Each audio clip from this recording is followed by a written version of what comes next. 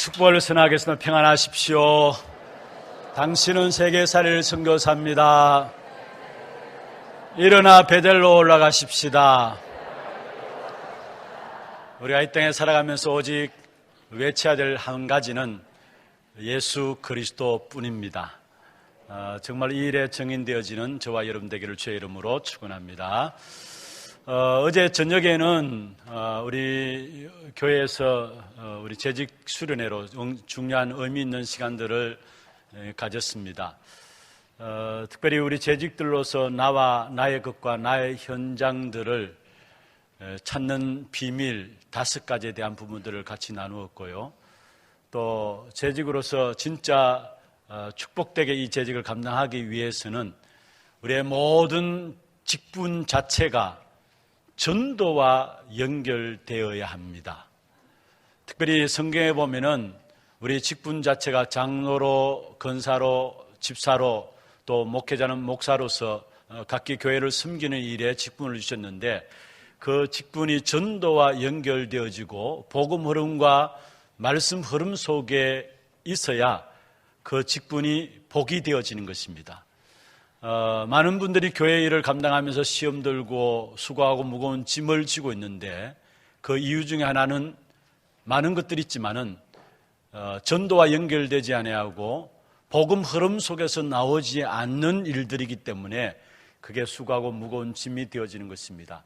그래서 어제는 특별히 다른 시간들보다도 진짜 교회가 전도만을 위한 교회로 나가기 위해서 전도 목회란 무엇인가, 또 21가지 전도자의 삶, 20가지 성경적인 전도 전략, 또 다민족을 통해서 어떻게 선교의 축복을 누릴 것인가, 여러 가지 부분들 가지고 말씀을 나누었고요.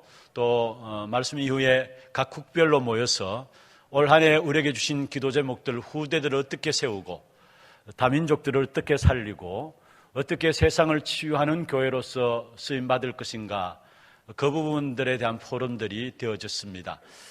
언약 가지고 우리 특별히 재직들이 한 자리에 모여서 말씀 붙잡고 또 중요한 제목들 가지고 포럼한다.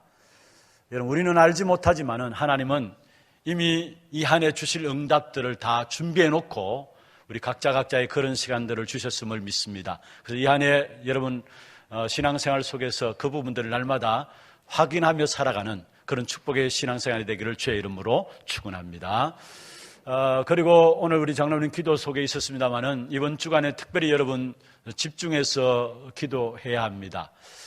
화요일부터 목요일까지는 우리 세계 선교 대회가 진행되어지는데 세계 선교 현장에 나가 있는 선교사님들과 또 사역자들 52개국에서 한 650명 정도 들어와서 차세대 렘넌트 선교사들로 인턴십 받는 우리 렘넌트들과 함께 또 나라를 담당하고 있는 우리 교회 맡고 있는 목사님들과 함께 합숙을 받게 됩니다.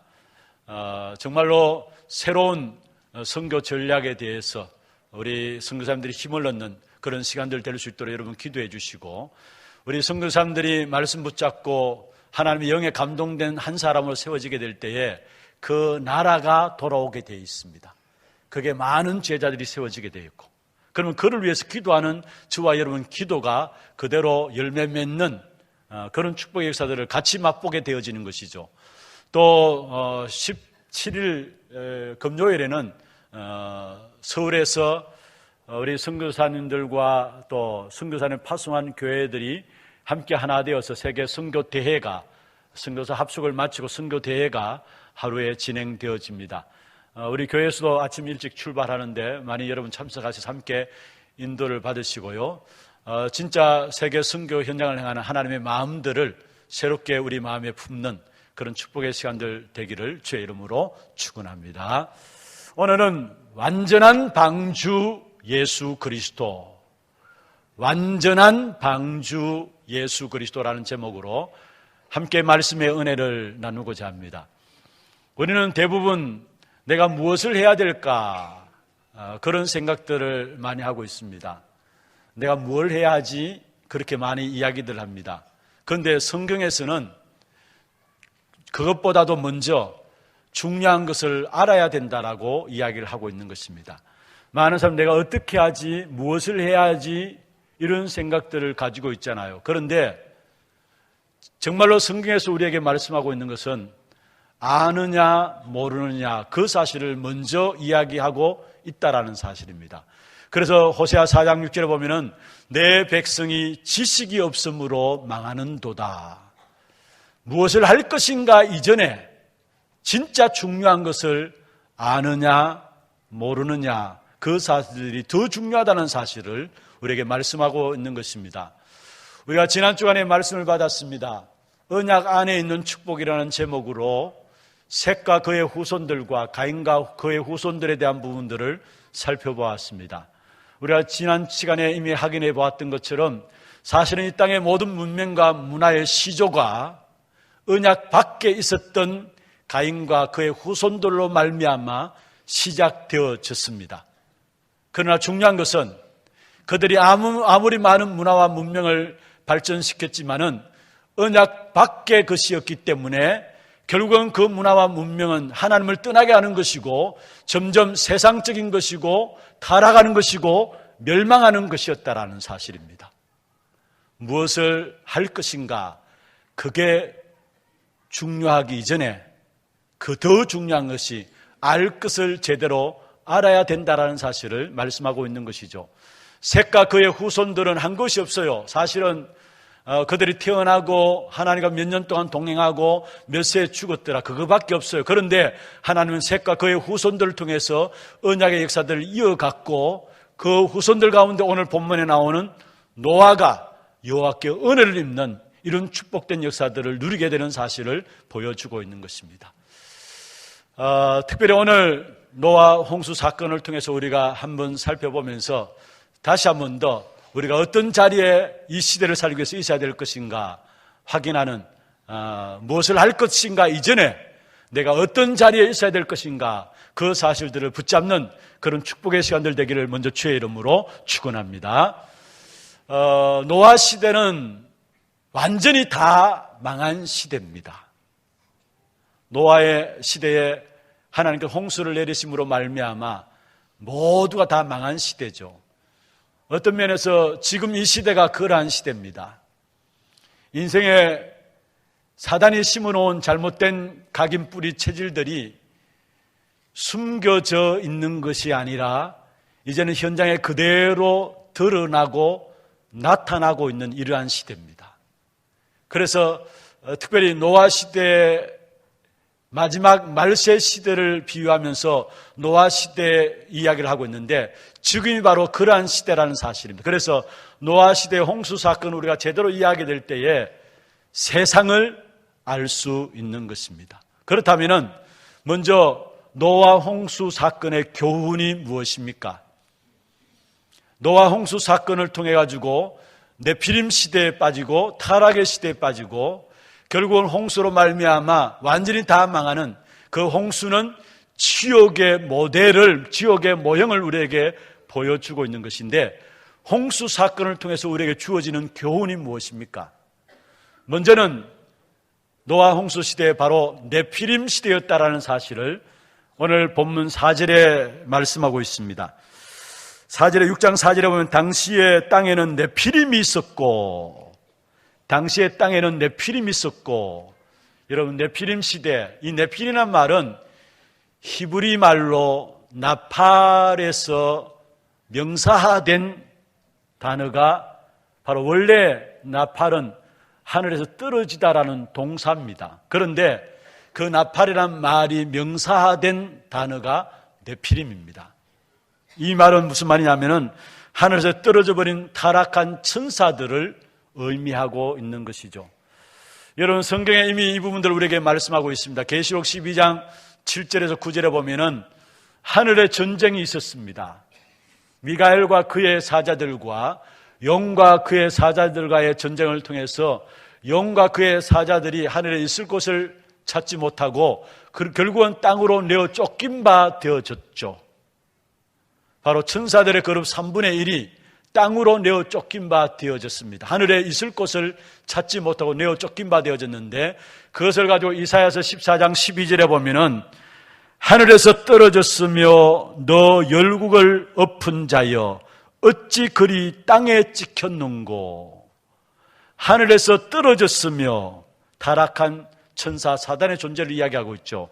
너 열국을 엎은 자여 어찌 그리 땅에 찍혔는고. 그렇습니다. 이 바로 타락한 천사 사단이 하늘에서 떨어져 가지고 결국 땅에 찍힌 바 되어 가지고 에베소 2장 2절에 보면은 공중 권세를 잡았다라고 말씀하고 있습니다. 그 공중의 권세를 잡은 자가 바로 요한복음 12장 31절에 보면은 세상 임금이다 말씀하고 있습니다. 다시 말하면 사단이 결국은 이 세상을 장악하고 모든 인간을 장악한 시대가 바로 네피림 시대인 것입니다. 악한 사단이 인생을 장악하고 있으니까 영적인 사실을 다 놓쳐버리고요, 보이는 것, 육신적인 것만을 추구하며 살아가고 그것이 더 강함으로 우리에게 붙잡혀지고 있는 이러한 시대, 그게 바로 네피림 시대인 것을 말씀하고 있죠. 결국 악한 사단이 인생을 붙잡고 있으니까 결국은 하나님이 필요 없는 것입니다. 네가 하나님이라는 겁니다. 이게 사단이 인생에게 던진, 유혹하기 위해서 던진 메시지 아닙니까? 네가 하나님 될 수 있다라는 거. 지금 유해주 운동이 이 배경 속에서 나온 것이죠. 그리고 결국은 인생이 악한 사단의 손에 장악되어 있으니까 돈이 다인 줄 알고요, 또 성공이 다인 줄 알고 그렇게 살아가는 것입니다. 결국은 나의 욕구와 나의 중심에 나의 필요는 오직 돈이에요. 오직 성공이에요. 그것을 위해서 못하는 일이 없고요. 그래서 성공하기만 하면은 나의 모든 것, 나의 잘못한 것까지도, 나의 가금 모든 것들도 덮여질 수 있다라고 생각하면서 모든 것에 성공의 방향을 맞춰서 살아가는 것입니다. 왜 그러냐? 결국 하나님이 없으니까. 돈이 다고요, 내가 성공하는 것이 다예요. 그리고 이 가운데서 결국은 나 중심에 빠져 있으니까 나의 욕구와 나의 필요를 채우기 위해서 소원한 바를 가지고 나가는데 그게 바로 우상 숭배인 것입니다.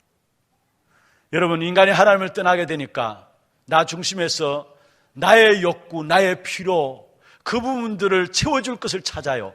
그런데 하나님을 만날 수 없으니까, 하나님에 대해서 알 수 없으니까 결국은 붙잡게 되는 것이 뭐냐? 우상 숭배예요. 그래서 우상 숭배는 바로 나의 욕구와 나의 필요를 채우기 위해서 인간이 만들어낸 것이 우상 숭배예요. 그게 종교고요.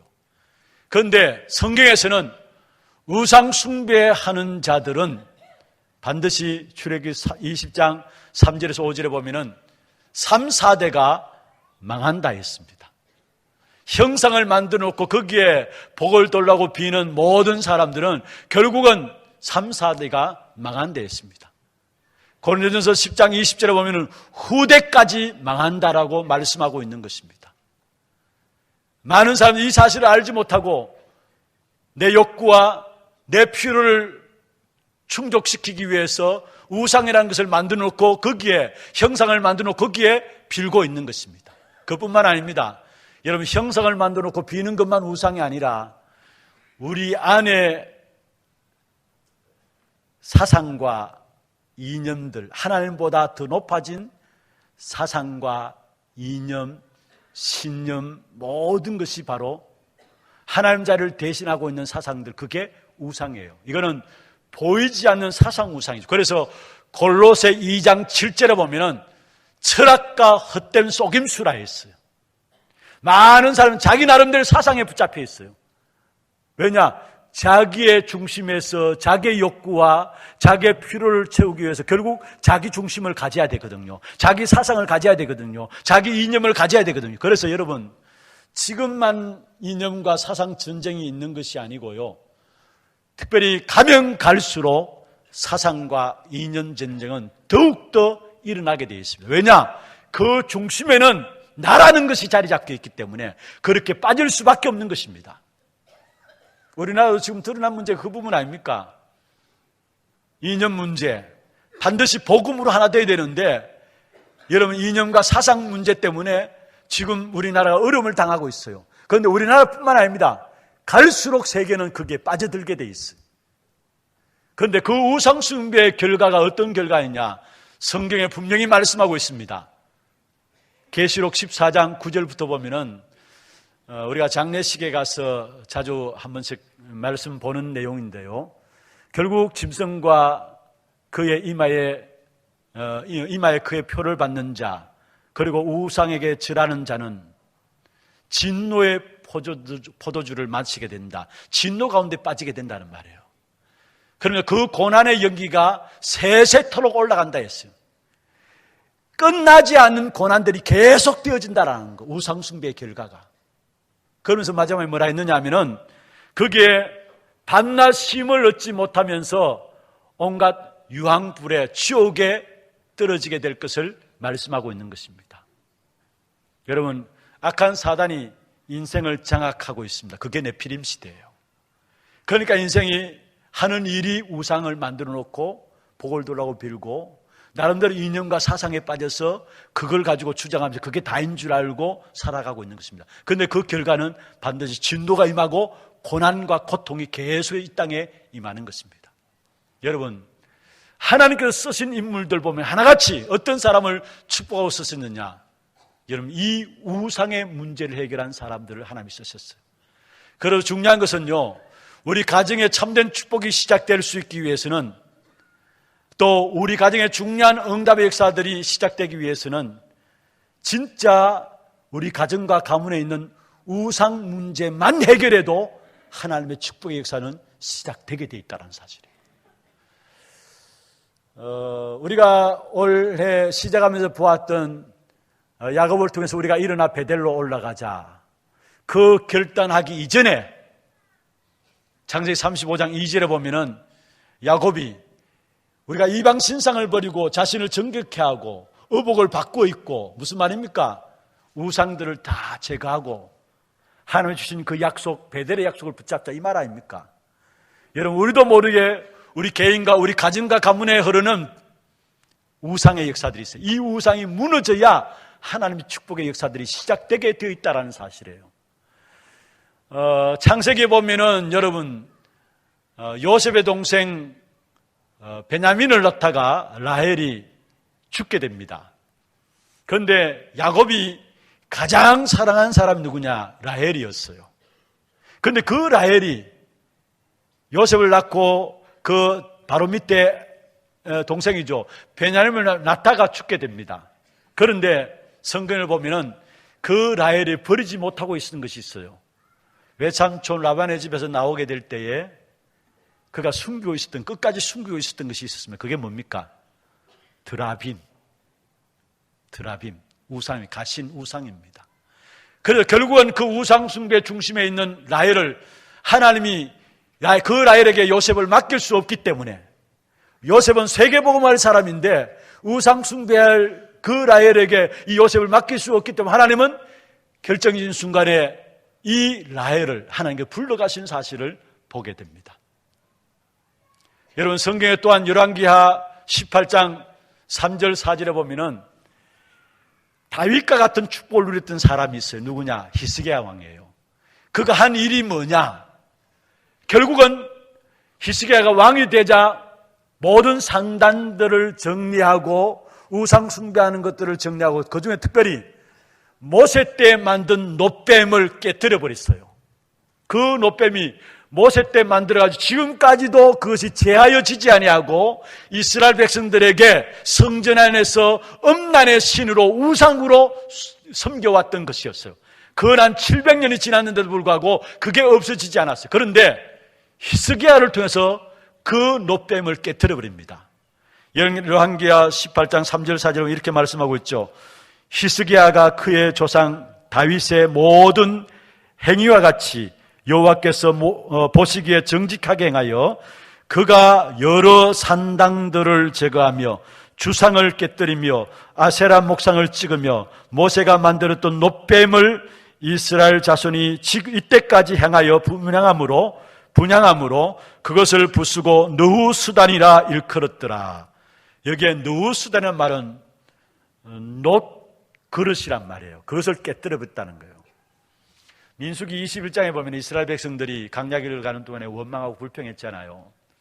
그러니까 하나님께서 이 이스라엘 백성들에게 불뱀을 통해 가지고 물려 죽게 만들었어요. 재앙을 내린 것이죠. 그런데 거기서도 살 길을 주셨는데 모세가 하나님께 기도하니까 그러면은 놋뱀을 만들어 들으라 했어요.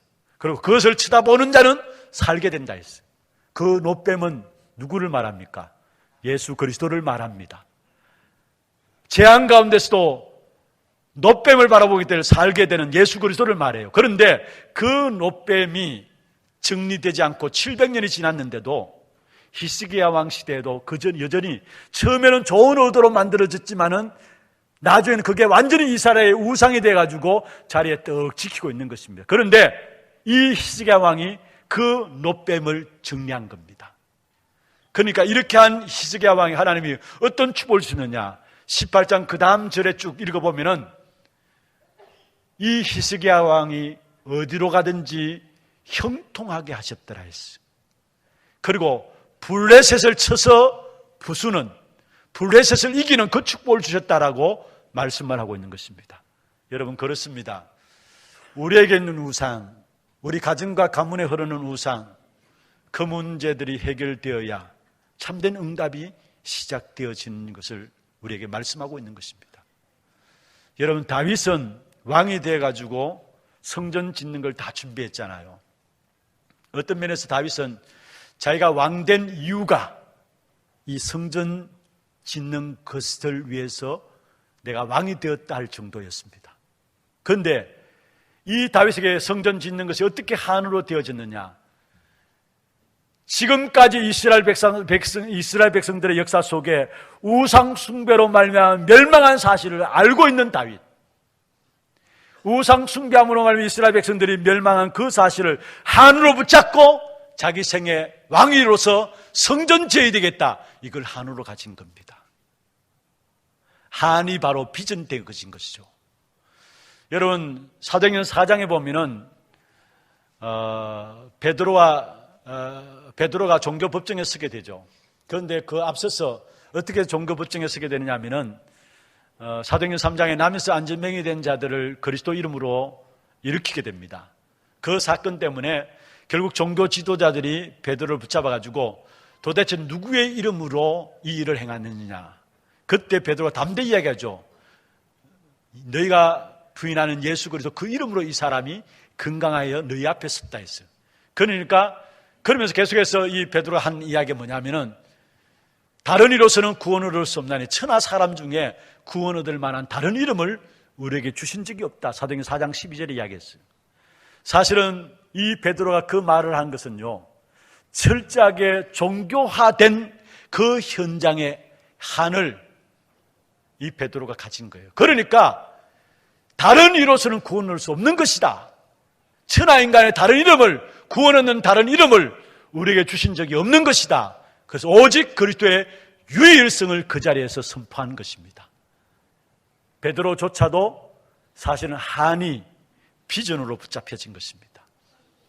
여러분 교회가 이런저런 많은 일들을 하고요, 착하고 또 좋은 일들 많이 하고 구제하고 봉사하는 것 중요합니다.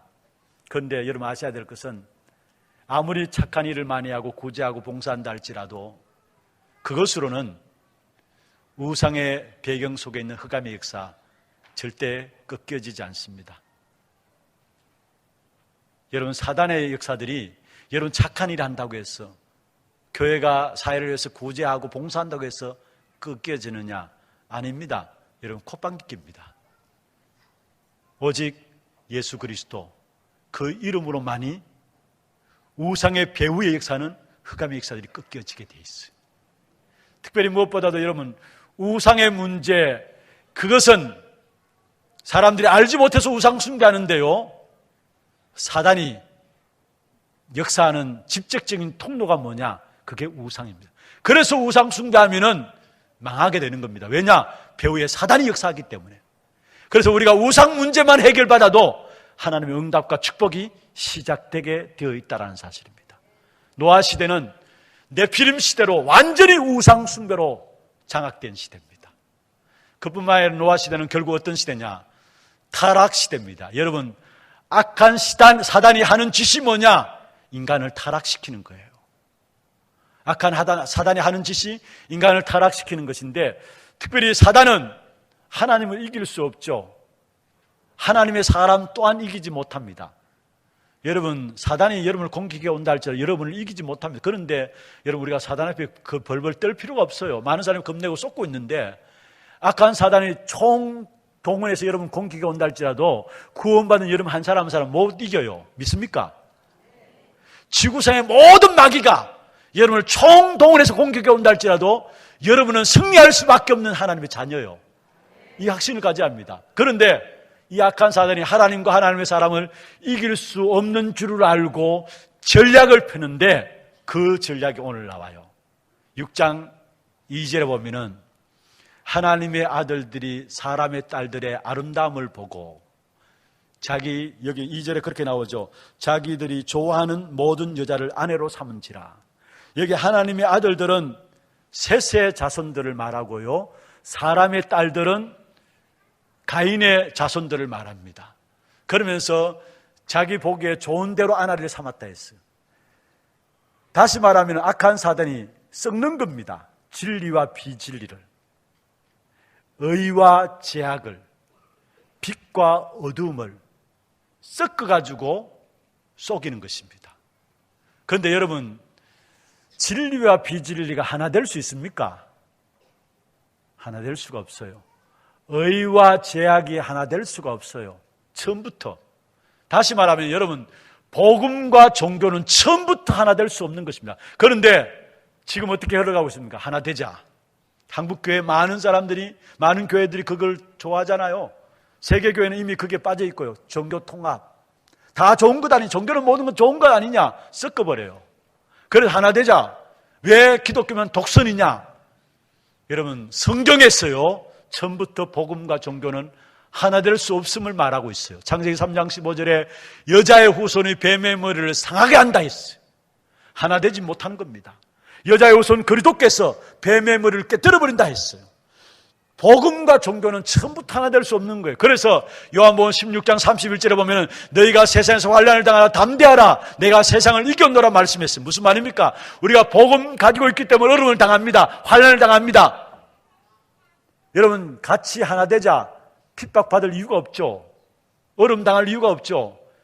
하나 되자는데, 같이 하나로 가는데. 그런데 그런 현장 속에 내가 복음 가지고 있다는 이유 때문에 반드시 핍박이 임하게 돼요. 그런데 성경에 보면 마태복음 10장 17절에 그 이유로 보면은 우리를 심지어 죽는 자리까지 내어진 바 된다 했어요. 엄청난 핍박이 온다 말씀했어요. 이런 같이 잘 살자, 같이 하나 되자, 다 좋은 것 아니냐? 그는 핍박받을 이유가 없잖아요. 그런데 오직 그리스도만이라는 사실을 갖게 되면 반드시 핍박이 오게 돼 있다는 사실. 복음과 종교는 하나 될 수 없음을 말하고 있는 거예요. 그런데 오늘 사단의 펴는 전략이 뭐냐? 결국은 하나님의 아들들이 사람의 딸들의 아름다움을 보고 자기의 좋아하는 대로 아내를 살았더라. 섞어버린 겁니다. 여기에 끝나는 게 아닙니다. 이렇게 되어지니까 시간 가면서 결국 어떻게 되느냐? 하나님께서 오늘 성경 5절에 보면은 사람의 모든 생각이 항상 악할 뿐임을, 또 세상의 제약이 간영함을 보셨다 했어요. 무슨 말입니까? 아예 여러분 보편적으로 육신 중심으로 타락 중심으로 빠졌다라는 거예요. 세상의 제약이 간영함과 세상의 사람들의 생각이 항상 악할 뿐임을 보았다. 이 말은 타락과 육신 중심으로 가는 것들이 보편화되었다라는 사실을 말하고 있어요. 거기에서 끝나는 것이 아니고요. 13절에 보면은 더 나갔어요. 한번 보십시다. 13절 같이 한번 읽어보십시다. 하나님이 노아에게 이르시되 모두 흐르고 있는 자의 포함함이 땅에 가득함으로 그 끝날이 내 앞에 이르렀으니 내가 그들을 땅과 함께 멸하리라. 여기에 모든 혈육 있는 자의 포악함이라는 말이 무슨 말입니까? 예전의 성경에는 강포함이라고 나오는데 이 말의 뜻은 뭐냐면 빼앗고 짓밟고 깨트리고 무너뜨린다는 사실이에요.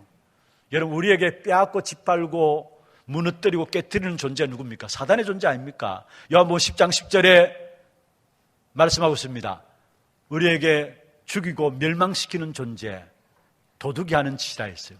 그 도둑을 사단에 비유한 것이죠. 그런데 이 패하감이 가득했다 이 말은 다시 말하면 타락에 빠져가지고 아예 문화조차도 타락의 문화에 완전히 빠져가지고 타락이 타락인 줄 알지 못하고 살아가는 그런 세대가 되어버렸다는 사실을 말하고 있어요. 여러분, 우리가 양심이 완전히 하이 맞아가지고요, 복음에 대해서 무지하고 영적인 사실에 대해서 무지하고 완전히 타락해가지고 타락이 타락인 줄 알지 못하고 타락 속에 있으면서도 그것이 망하게 하는 타락인 줄도 알지 못하고 살아가는 그런 시대가 되었음을 말씀하고, 그래서 하나님이 사람 지으셨음을 한탄하사 홍수로 세상을 멸하기로 작정하신 것입니다. 여러분, 어떤 면에서 이게 노아 시대입니다. 노아 시대입니까? 지금 시대가 그러한 시대예요. 그래서 마태복음 24장 37절 39절에 보면은 노아의 때와 같이 인자의 임함도 그러하리라. 홍수 전에 노아가 방주에 들어가던 날까지 사람들이 먹고 마시고 장가들고 시집가고 있으면서 홍수가 나서 그들을 다 멸하기까지 깨닫지 못하였으니 인자의 임함도 이와 같으리라. 말세 시대, 노아 시대를 이야기하면서 노아 시대에 일어났던 일들을 이야기해요. 깨닫지 못했다, 망하기까지, 다 멸망받기까지. 지금 그런 시대의 사실은 타락의 문화 속에 망하고 있으면서 망한 줄도 모르고 살아가고 있는 거예요. 영적으로 완전히 무지함 빠졌고 악한 사단으로 말미암아. 그래서 결국은 홍수로 세상을 심판하기로 작정하셨는데, 이 홍수는 지옥에 대한 모형입니다. 여러분, 지옥은 어떤 것입니까? 마귀를 가두기 위한 만든 장소입니다. 마귀가 영원히 갇혀질 그것이 바로 지옥입니다. 그리고 지옥은 어떤 것입니까? 하나님의 은혜를 거부하는 사람이 가는 장소가 지옥이에요. 그리고 이 지옥은요, 죄 있는 사람이 지옥 가는 것이 아니라 죄 문제 해결 받은 사람이 천국 가는 것이고, 죄 문제 해결 받지 못한 사람이 지옥 가는 것입니다. 죄가 있다 할지라도 죄 문제 해결 받은 사람은 지옥 가지 않아요. 그런데 죄 문제 해결 받지 못한 사람이 지옥 가는 것입니다. 그리고 이 지옥은 하나님의 특별 은총과 일반적인 은총이 완전히 사라진 것이 바로 지옥입니다. 그리고 이 지옥은 누가복음 16장 19절에 31절에 말하고 있는 것처럼 오고 갈 수가 없는 것이 지옥이에요. 완전히 멸망받는 것이죠. 그래서 홍수를 일컬어서 지옥의 모형이다라고 성경학자들이 이야기하고 있어요. 그런데 중요한 것은요, 여러분, 하나님은 공의의 하나님이시기 때문에 반드시 심판하셔야 합니다. 그래서 노아 시대 홍수로 심판하셨습니다. 그런데 그것으로 끝나는 것이 아니라 하나님은 공의의 하나님이시기 때문에 심판하셔야 되지만은 하나님의 구원의 은혜가 더 크다라는 사실. 그래서 우리가 방주를 만들어야 되고 방주 안에 들어가야 하는 것입니다. 공의의 하나님으로서 분명히 하나님은 세상을 심판하십니다. 그러나 구원의 은혜가 더 큽니다. 그래서 우리는 방주를 만들어야 되고 방주 안에 들어가야 되는 것입니다. 여러분 모두가 이 방주의 축복 속에 들어가는 응답이 있기를 주의 이름으로 축원합니다. 두 번째입니다. 여러분, 오늘 이 노아 홍수 사건을 통해서 우리에게 보여주는 것은 구원의 역사는 멈춘 적이 없다라는 사실입니다. 방주를 통해서 우리에게 말씀하시는 것은 한 번도 중단된 적이 없는 구원의 역사들을 말씀하고 있는 것입니다. 여러분, 그렇습니다. 성경에 보면 언제든지 하나님은 남은 자 그루터기들을 준비해 놓고 있어요. 그래서 복음운동, 전도운동을 지속할 수 있도록 렘넌트들을 하나님이 시대마다 일으켜 세웠는데, 그 현장의 주역으로 오늘 서 있는 사람이 바로 노아입니다. 그 시대의 모든 사람은 다 멸망받았지만은, 그러나 그 시대 속에 있는 노아는 하나님이 남은 자로 그루터기로 하나님의 은혜를 입혀주셨어요. 그래서 8절에 보면은 그러나 노아는 여호와께 은혜를 입었더라. 할렐루야. 우리가 서 있어야 되는 자리가 이 자리입니다. 세상은 멸망으로 치닫고 있고 타락인 줄 알지 못하고 망해가고 있는 이러한 현장 속에 하나님의 저와 여러분이 이 한 시대에 후대들에게 이 언약을 전달하기 위해서 은혜를 입은 자로 우리를 세우신 것입니다. 그러나 노아는 여호와께 은혜를 입었더라. 여러분, 우리의 자리가 은혜 입은 자, 이 사실을 아셔야 하나님 주신 응답들을 누려갈 수 있어요. 내가 지금 서 있는 자리가 이 시대에 하나님 나를 남은 자로 거루두기로 이 시대 속에 언약을 전달할 자로 세웠다는 이 사실을 알게 될 때에 하나님 주신 응답들을 누릴 수 있는 것입니다. 신앙생활 하면서도 이 사실을 모르면은요, 응답이 와도 응답이 온 줄도 모르고요, 그냥 다 놓쳐버리는 것입니다. 한번 받아합시다. 그러나 자기 이름을 넣읍시다. 신봉준이는 여호와께 은혜를 입었더라. 여러분, 그렇습니다. 우리는 하나님의 은혜를 입은 자로 이 자리에 서 있는 것입니다. 하나님의 시대마다 시대 재앙의 문제 해결하고 그 시대의 언약을 계속 이어가기 위해서 거루두기를 남겼는데, 이 시대에 노하고 지금 이 시대에 저와 여러분을 남은 자로 세우셨다라는 것. 특별히 이 방주는요, 하나님이 계획하시고 준비하시고 모든 것 지시하셨어요. 하나님이 어떻게 만들 것 다 하나님이 지시하셨어요. 그래서 오늘 성경에 보면은 고페루로 만들라 했어요. 고페루란 말은 옛날 성경에는 잣나무입니다. 지금 성경은 고페루인데, 이 잣나무는 무슨 특징이 있느냐? 잣나무의 특징은 나무가 아무리 시간이 지나도 뒤틀어지지 않고 썩지 않는 것이 잣나무입니다. 무슨 말입니까? 그리스도 안에 있는 완전 영원성을 이야기하죠. 그리스도 안에 있는 영원한 축복을 말하고 있어요. 그리고 또 이 방주를 만들고 방주 곁과 안을 뭐로 칠하라 했습니까? 역청을 가지고 칠하라 했습니다. 역청을 가지고 칠하라. 여러분, 여기에 방주 안에 역청을 가지고 칠하라는 말은 세상에 오염된 것들이 들어오지 아니하도록, 그렇습니다. 이것은 그리스도 안에 있는 완전성을 말하고 있어요. 여러분, 그리스도 안에 있다면 세상의 그 어떤 재앙도 여러분을 무너뜨리지 못하게 되어 있어요. 그리고 3층으로 지었는데 각 층마다 문들이 다 났어요. 그런데 위를 바라볼 수 있는 것은 한 문만 있어요. 무엇을 말합니까? 우리가 구원의 역사들이 모든 사람에게 제시되어지고 모든 사람이 들어올 수 있지만은, 그러나 진짜 구원을 얻을 수 있는 길은 하나님 위에 주시는 그리스도만이 우리의 구원을 얻을 수 있는 유일한 분인 것을 우리에게 말씀하고 있는 것입니다. 그게 방주에 통해서 담고 있는 내용이에요. 그리고 그 방주는 동력이 없어요. 하나님 친히 이끌어 가시는 대로 가는 겁니다. 방주는요, 그냥 떠다니는 거예요. 뭐에 의해서 움직여지는 동력이 없어요. 여러분, 갈대 상자도 그렇잖아요. 모세가 요괴벳에 의해서 키움받다가 더 이상 요괴벳을 키울 수 없어서 갈대 상자에 담아가지고 거기에 역청을 칠해가지고 튀어보내잖아요. 동력이 없는 겁니다. 여러분, 방주도 맞죠. 그래서 갈대 상자나 방주나 같은 말이에요. 아담이 하나님을 떠나서 범죄했을 때 살 수 있는 언약을 주었어요. 창세기 3장 15절에 여자의 후손이 뱀의 머리를 상하게 할 것이다. 이것을 언약으로 붙잡고 노아는 방주를 만든 겁니다. 이 방주는 모세를 보호했던 갈대 상자 같은 것입니다. 우리에게 유일하게 생명을 줄 수 있는 분은 오직 하나님뿐이십니다.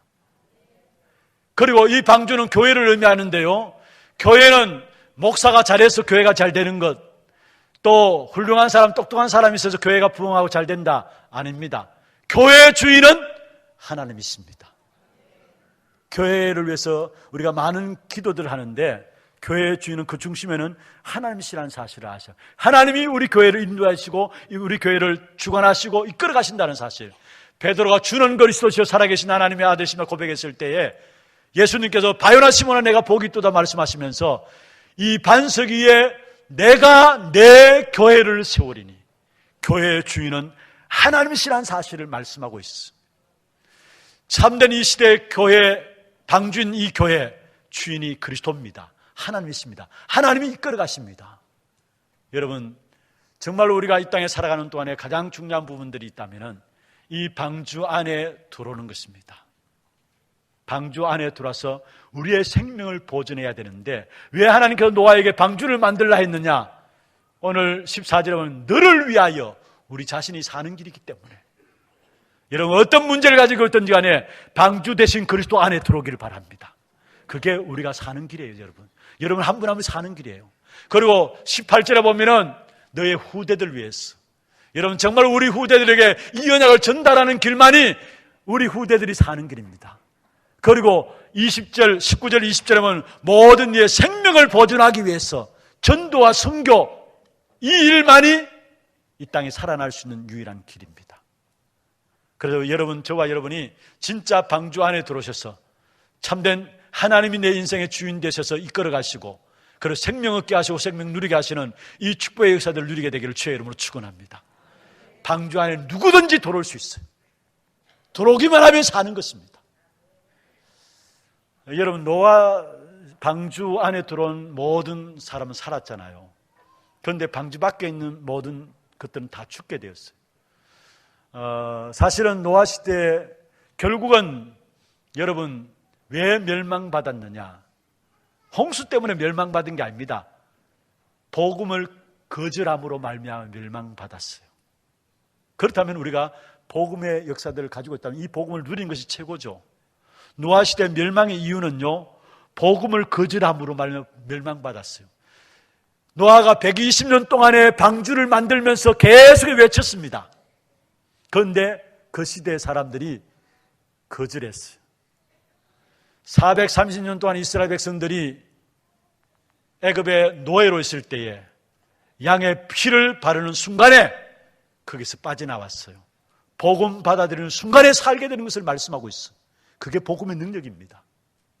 여러분, 그 어느 누구도 복음을 받아들이지 않으면 멸망받게 되어 있고요, 복음을 받아들이면 살게 되어 있습니다. 고린도전서 1장 18절에 십자가의 도가 멸망받는 자에게는 미련하게 보이지만 구원을 얻는 우리에게는 하나님의 능력이 됨이라 말씀했어요. 분명히 기억하세요. 홍수 때문에 노아 시대에 멸망받은 것이 아니라 복음을 거절함으로 말미암아 멸망받았다는 사실. 그렇다면 저와 여러분, 하나님이 은혜로 복음을 주셨습니다. 우리에게 최고의 사명이 있다면 복음 누리는 겁니다. 그래서 복음의 능력 누리고 복음의 능력 속에 계속 들어가기를 바랍니다. 그 다음에 두 번째로요, 우리가 이 시대에 어떻게 살 것인가, 언약을 놓치지 마세요. 오늘 성경의 9절에 보면 노아에 이끌으면서 노아는 의인이요 당세의 완전한 자다, 당대의 완전한 자다. 그럼 하나님과 동행하였더라. 의인, 완전한 자, 동행한다 말했어요. 여기에 노아는 의인이다 말의 뜻은 하나님의 말씀 따라 사는 삶이라는 것을 말하고 있어요.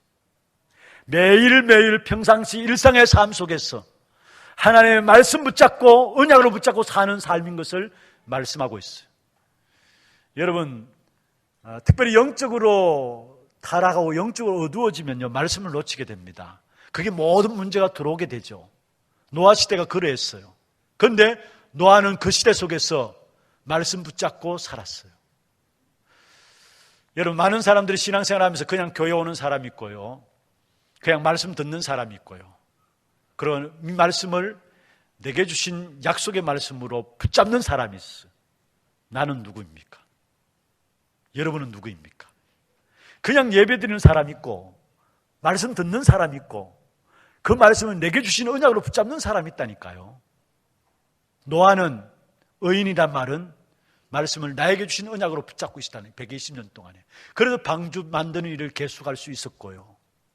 그리고 여러분, 방주를 만들라 물로 심판하겠다.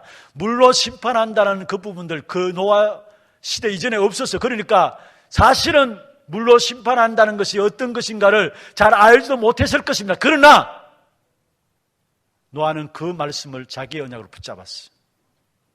그러니까 그 시대 속에서 노아는 결국은 말씀의 언약의 성취를 보게 된 것이죠. 여러분, 그냥 예배 드리러 오는 사람 되지 마시고 말씀 듣는 사람이 되지 마시고요, 주어진 언약의 말씀을 나의 것으로 붙잡는 그 축복을 누리게 되기를 주의 이름으로 축원합니다. 그리고 마지막에 여러분, 우리 인생은 하나님의 은혜가 필요합니다. 오늘 8절에 그러나 노아는 여호와께 은혜를 입었더라. 노아가 방주를 만든 그 자체가 은혜 받은 거예요. 우리 이 시대 속에서 하나님께서 우리에게 복음의 비밀을 알리신 그 자체가 우리는 최고로 은혜 받은 사람입니다. 믿습니까? 재앙과 지옥의 배경과 사단의 운명 가운데 빠져나오는 복음의 비밀, 그 사실을 깨달았다, 그 자체가 나는 최고로 하나님의 은혜 입은 사람입니다. 그 은혜를 날마다 확인하고 그 은혜를 날마다 누리시길 바랍니다. 방주의 비밀 말씀을 맺습니다. 노아 시대에 노아가 방주를 만들므로 말미암아 구원받았어요. 그런데 시간이 지나면서 그 자녀들이 또 타락하고 범죄했어요. 그게 9장에 쭉 계속 이어나오는 것이죠. 그러나 우리에게는 완전한 방주 예수 그리스도를 주셨습니다. 그 이름 붙잡게 될 때에 우리의 신분이 생명의 성령의 법으로 인도받는 신분이 됩니다. 그 이름 예수 그리스도, 방주이신 예수 그리스도 붙잡게 될 때에 성령이 우리 안에 들어오시고 우리를 인도하시는, 언제까지? 세상 끝날까지 인도하시게 되어 있습니다. 그리고 그 이름 붙잡고 기도하고서 나가게 될 때 성령이 우리를 인도할 뿐만 아니라 그 속에서 세상에 줄 수 없는 참된 평안이 우리에게 넘치게 되어 있습니다. 요한복음 14장 27절에 내가 주는 것은 세상에 주는 것 같지 않다 했습니다. 바로 이것이 완전한 방주 예수 그리스도로 말미암아 우리에게 주어진 축복입니다. 이번 한 주간에 완전한 방주 예수 그리스도 그 비밀을 최고로 누리는 귀한 축복의 역사 있기를 주의 이름으로 축원합니다. 전능하신 하나님 아버지, 감사와 영광을 주 앞에 드립니다. 하나님이 이 시대 속에 방주의 축복의 언약을 가진 자를 우리를 축복하여 주심을 감사함을 드립니다. 이 축복을 가지고 은혜를 누리고 복음의 능력을 누리고 언약 붙잡고 기도하면 하나님의 말씀의 성취를 보는 주역들이 되도록 축복하여 주옵소서. 살아계신 주 예수 그리스도의 이름으로 감사하며 기도드리옵나이다.